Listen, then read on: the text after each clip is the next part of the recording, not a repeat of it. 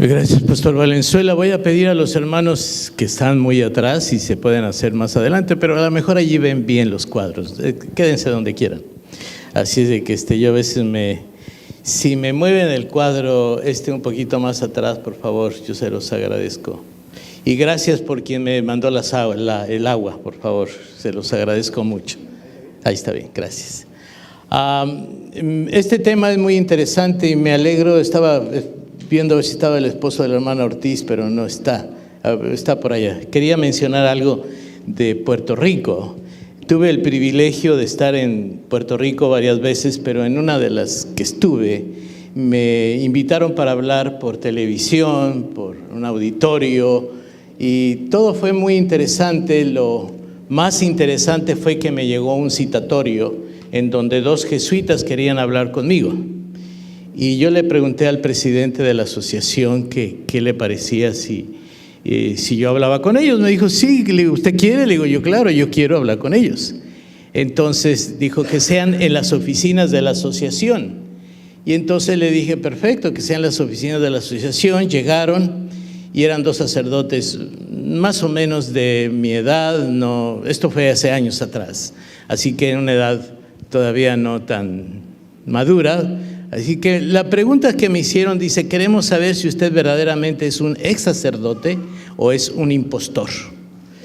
Dice, y para eso queremos hacerle unas preguntas. Primero, si habla latín. Y bueno, entonces empezamos. Le dije, ¿qué es lo que usted dice? Recíteme el Padre Nuestro. Entonces yo empecé, Pater noster, qui es in celi, sanctificetur nomen tuum, advenia regnum tuum, fiat voluntas tua, sicut in cielo et in terra, pane nostrum quotidianum, da nobis hodie, et divite nobis de vita nostra. Ya, dijo, ya es suficiente. Ok. El credo in unum Deum, Pater omnipotentem, factorem celi et terra. Bueno, casi todo, el yo pecador, confiteor de omnipotente, beate María siempre virgine, beato Micael arcángel. Bueno, suficiente. Dice, ahora díganos, ¿quién lo ordenó? Ya le dije, don Luis Cabrera Cruz, en tal fecha, en tal lugar, Entonces dice, creo que es suficiente. Le digo, y perdone, ¿a qué viene tanta pregunta para que yo le pueda probar que fui sacerdote? Dice, es que aquí hace tiempo estuvo un pastor, Samuel Bacchiocchi, que dice que fue graduado en la Universidad Gregoriana y es un impostor. Dice, nosotros somos jesuitas y hemos investigado todo lo de él y él nunca estuvo en la Gregoriana de Roma. ¿Qué es la Universidad Gregoriana de Roma? Es la máxima casa de estudios de los jesuitas para todo el mundo. Es diríamos el Andrews de nuestra universidad, de Andrews para los adventistas. Dice, y él no es verdad. Le dije, mire, eso yo no me meto en ese terreno. Lo que ustedes me vinieron a preguntar a mí si yo era un impostor, yo no soy impostor, se los puedo probar, se los he probado. Si todavía quieren hacer más preguntas, háganla. Dice, porque nosotros tenemos controlado todo en todas partes del mundo de lo que es la iglesia adventista. Y hermanos, esta tarde vamos a estudiar algo acerca de los jesuitas. A mí me han preguntado muchos hermanos en algunos países, especialmente en Argentina, me preguntaron si yo no era un infiltrado jesuita. Le dije, bueno, en primer lugar yo no era jesuita, yo era un sacerdote diocesano. Y para esto vamos a ver un poco. Puse de entrada, porque este es el estudio número 15 de mi serie que yo tengo del conflicto de los siglos. Y esto es importante, hermanos, que ustedes sepan, porque si ustedes han leído el conflicto de los siglos y no han entendido quiénes son los jesuitas, ahora lo van a entender. Es un poquito extenso, por eso se va a llevar 2 partes, y esta es la primera. Y ustedes saben que es primera vez en la historia que hay un papa que es jesuita. Nunca había habido un papa que fuera jesuita y ahora hay un papa que es jesuita, ¿verdad? Si me le arreglan un poquito ahora, hermanos, yo sé, ya, gracias. Primero déjenme hacerles un diagrama para que ustedes entiendan bien cómo es la estructura general de la iglesia, porque muchas personas venimos del catolicismo, especialmente los que no tuvieron que tuvieron la oportunidad de ser ni monjas ni curas, ignoran muchas cosas. En el diagrama ustedes ven que está Dios primeramente, después viene el Papa, que aparte de ser el Papa es el obispo de Roma, pero no es el obispo para que tenga la Basílica de San Pedro como catedral, no, es basílica. ¿Qué diferencia hay entre una catedral y una basílica? Basílica es donde han coronado un rey, viene del griego basileo, que significa rey. Entonces, por ejemplo, decir, en la Villa de Guadalupe, ¿por qué dicen que es basílica? Porque ahí coronaron a la Virgen. Así que donde coronan es basílica. Lo que no es una catedral, que quiere decir cátedra, es la cátedra del obispo. ¿Y cuál es la catedral del obispo, del Papa? No es San Pedro, esa es la Basílica de San Pedro. La catedral del obispo del Papa en Roma es San Juan de Letrán, que es una iglesia mucho más antigua aún todavía que la basílica actual. Luego se divide en arzobispos y abades. Los abades son los padres superiores de todos los monasterios.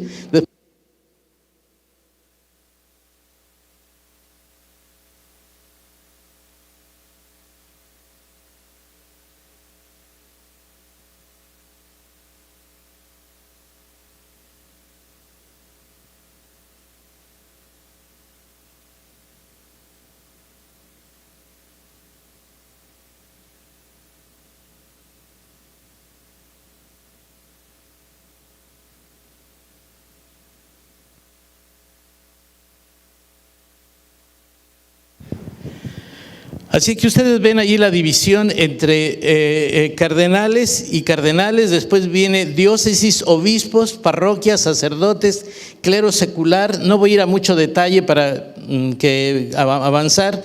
Y luego están los frailes, las monjas y los monjes. Y eso se llama clero regular y el otro es clero secular.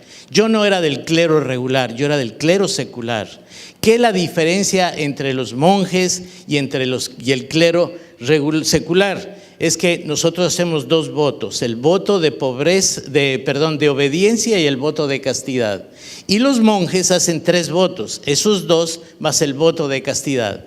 ¿Cuántas órdenes religiosas tiene la Iglesia Católica como clero regular? Hermanos, es una cantidad increíble. Ni el mismo Vaticano tiene control.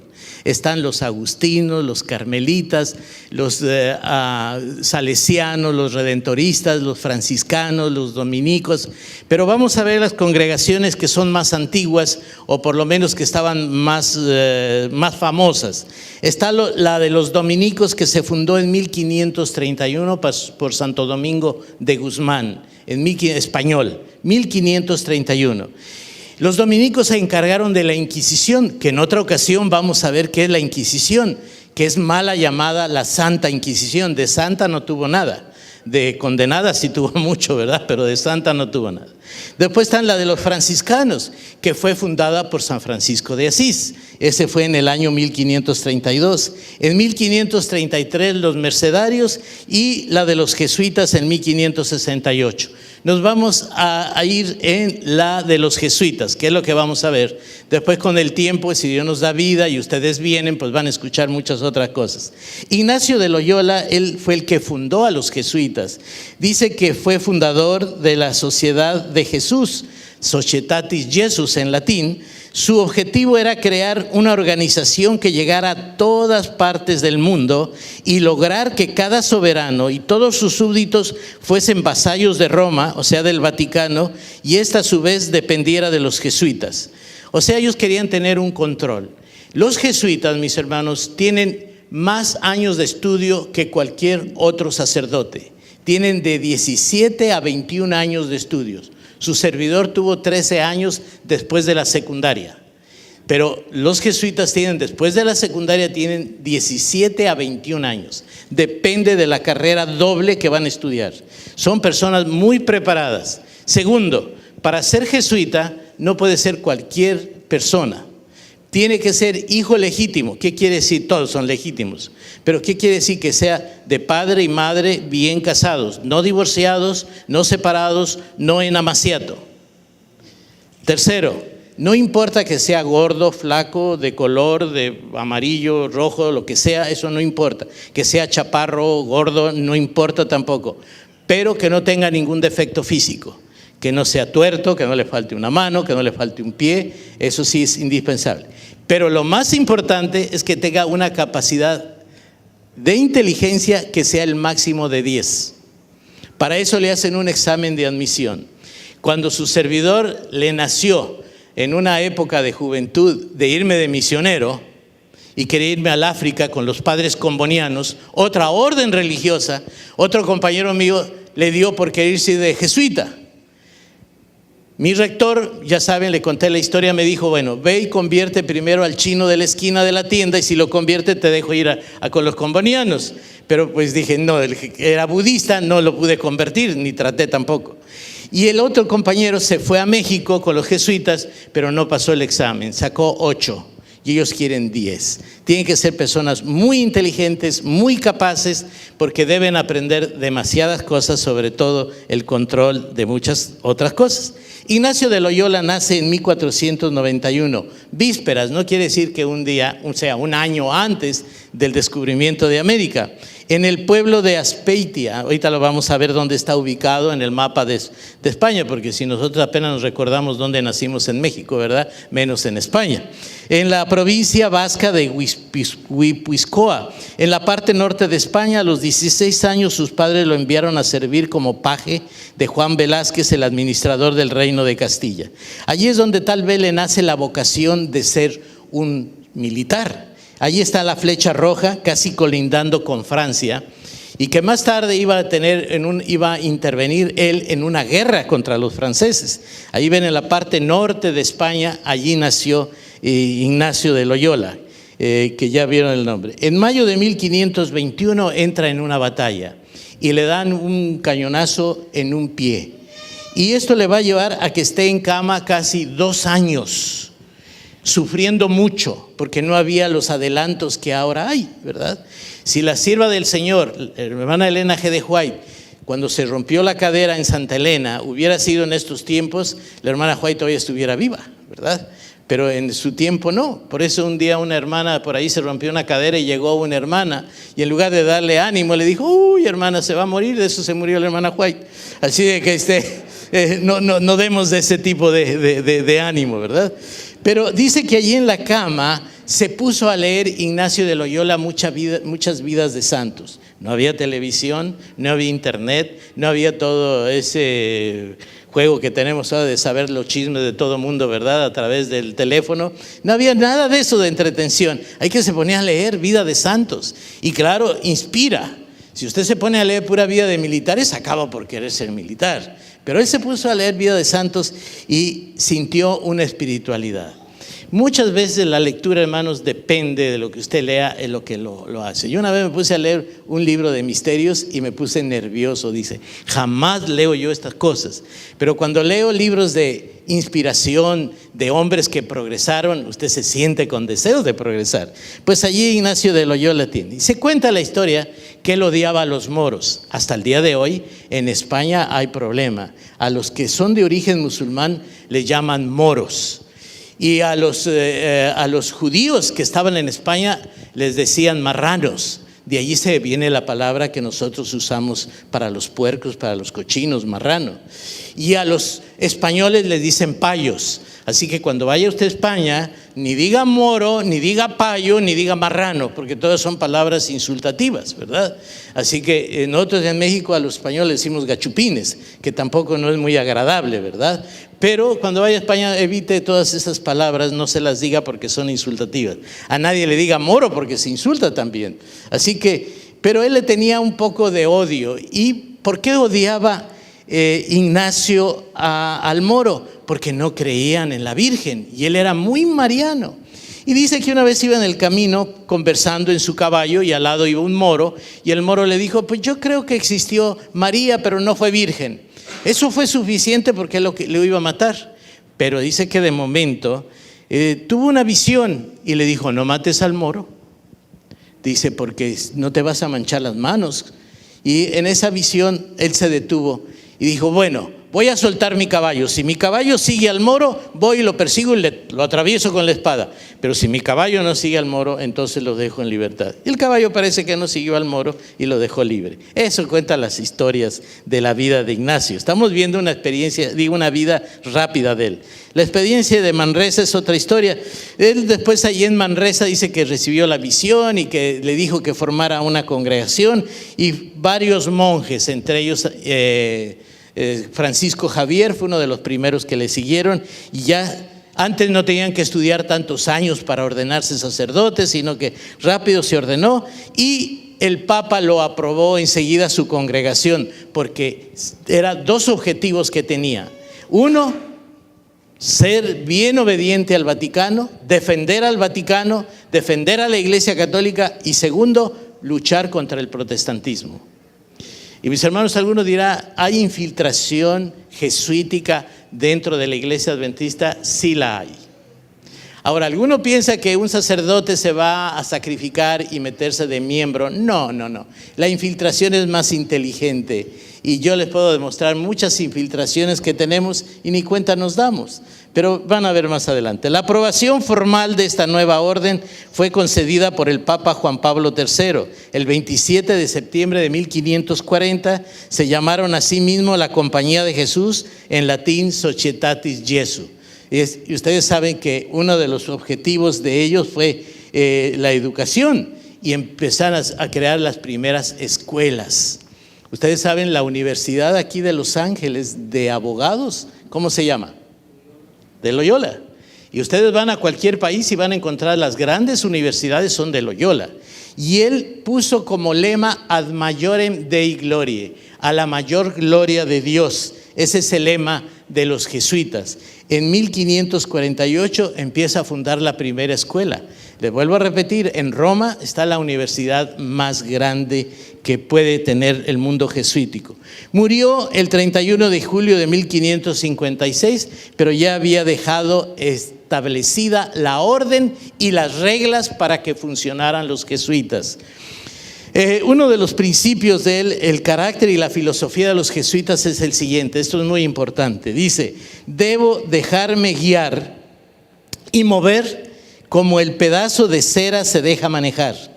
Debo de ser como el cadáver que no tiene voluntad ni criterio, como un pequeño crucifijo que se deja llevar de aquí para allá sin dificultad, como el bastón en las manos del viejo que se queda donde aquel lo pone y donde mejor uso puede hacer de él. Así debe ser la obediencia de los jesuitas. Entonces el lema es preinde ad cadáver. Dice, como un cadáver debe ser la voluntad de un jesuita. Lo que diga el Padre Superior. Ustedes saben cuántos estudiaron historia de México. Sean sinceros. El que no, pues no estudió. 1, 2, 3, 4, 5, 6. Ustedes recuerdan que hubo una persecución en México sobre todo lo que era católico, y se llamaron los cristeros. Después de los cristeros pasó a llamarse sinarquismo. Después de sinarquismo empezó Acción Nacional, y después de Acción Nacional actualmente es el Partido Acción Nacional, el PAN. Esa es la historia. Pero cuando Benito Juárez, que fue seminarista católico, y vio el abuso de la Iglesia Católica a tal grado que en la ciudad de Puebla todas las casas eran del clero, o de los dominicos, o de los franciscanos, o de los agustinos, o de los redentoristas, o de alguna orden. Entonces mandó suprimir, Benito Juárez puso las leyes de reforma.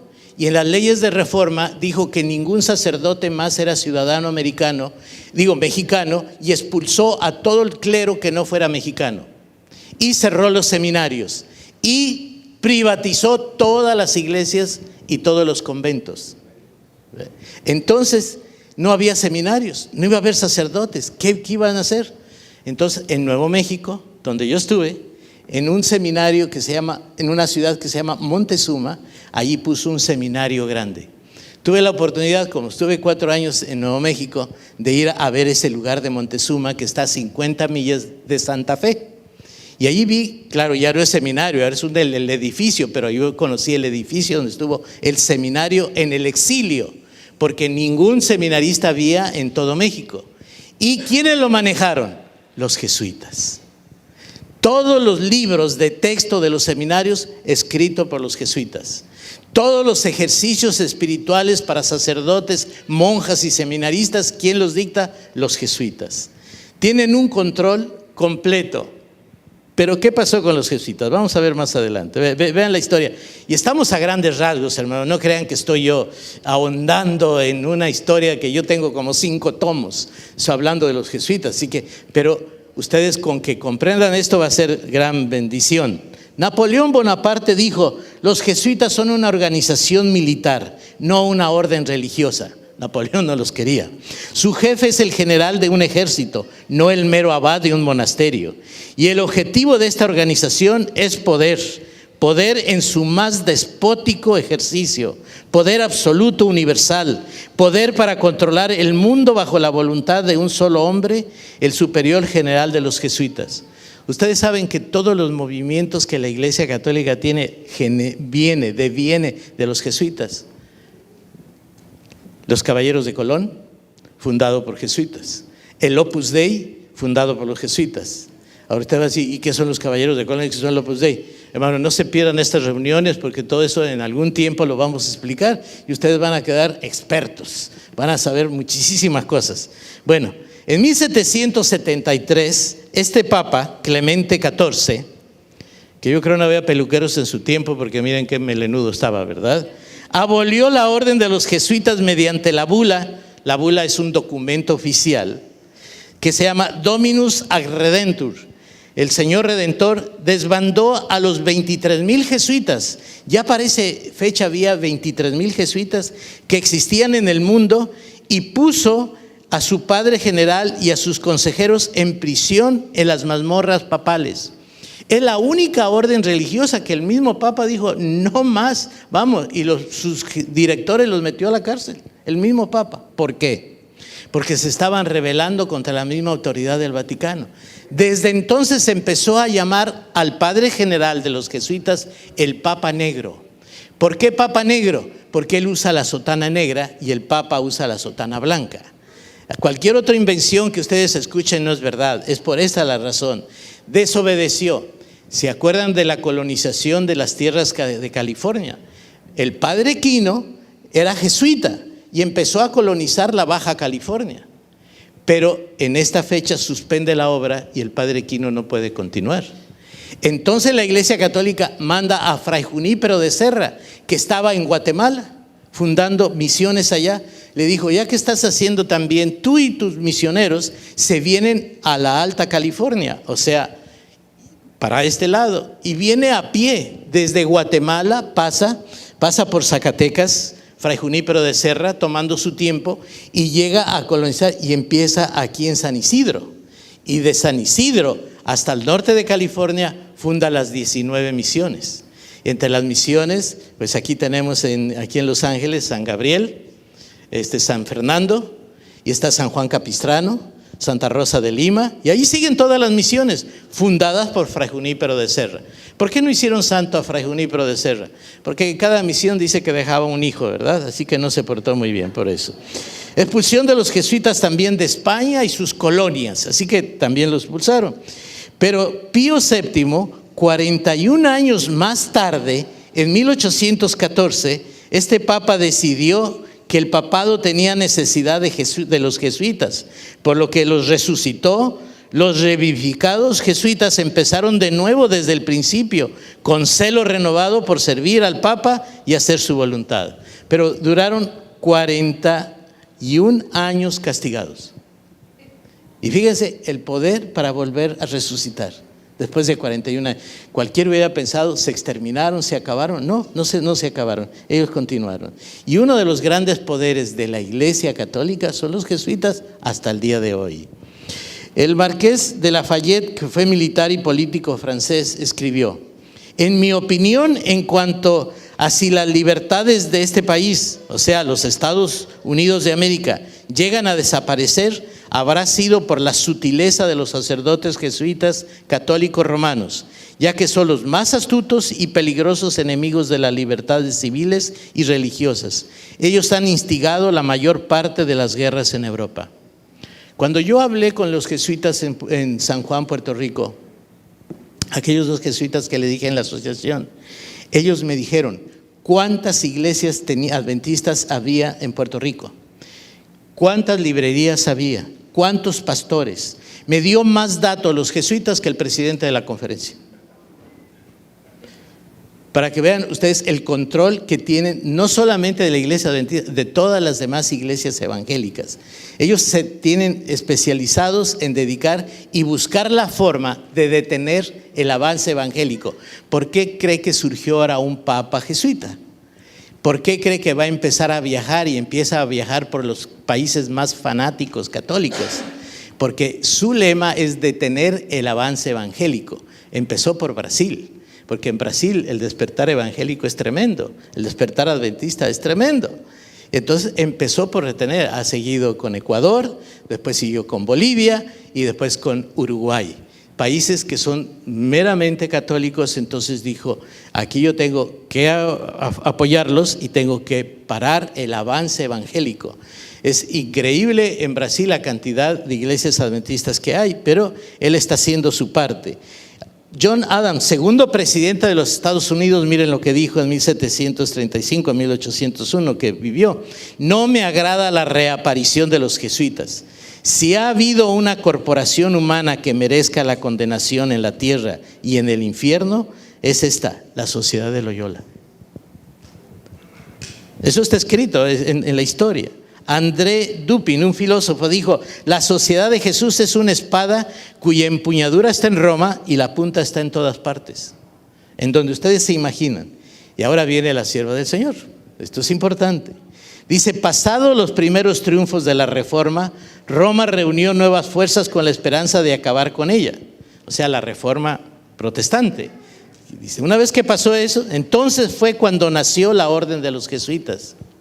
Yo a veces pienso que Satanás, nuestro Dios, está ante un tablero de ajedrez. Satanás mueve una pieza, nuestro Dios le da jaque mate en otra. Satanás mueve otra pieza, el Señor le da otro jaque mate. Y entonces, pero Satanás no duerme. Él está siempre activo y está siempre buscando con astucia ganar terreno. Entonces fue cuando nació la orden de los jesuitas, que iba a ser el más cruel, el menos escrupuloso y el más formidable de todos los campeones del papado. Y continúa la sierva, dice: para los jesuitas ningún crimen era demasiado grande, ninguna mentira demasiado vil, ningún disfraz demasiado difícil de llevar. Ligados por votos de pobreza y de humildad perpetuos, estudiaban el arte de adueñarse de las riquezas y del poder para consagrarlos a la destrucción del protestantismo y el restablecimiento de la supremacía papal. Conflicto de los siglos, página 249. Y mis hermanos, actualmente, bajo el Opus Dei, fíjense cómo trabaja el Opus Dei.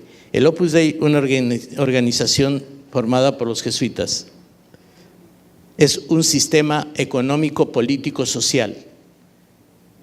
Y en Venezuela y en Colombia encontré a hermanos adventistas que eran parte del Opus Dei.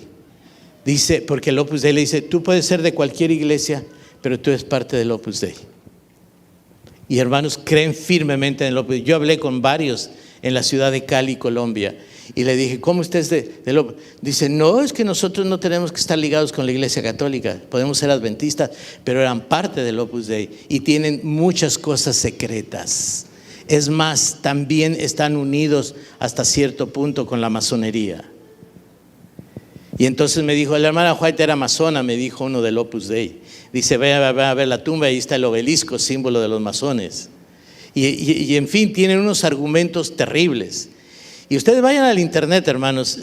No sé si ustedes escuchan algunos sermones o van al internet y lejos de estar chismeando con otros hermanos ven cosas útiles. Allí está Esteban Bor.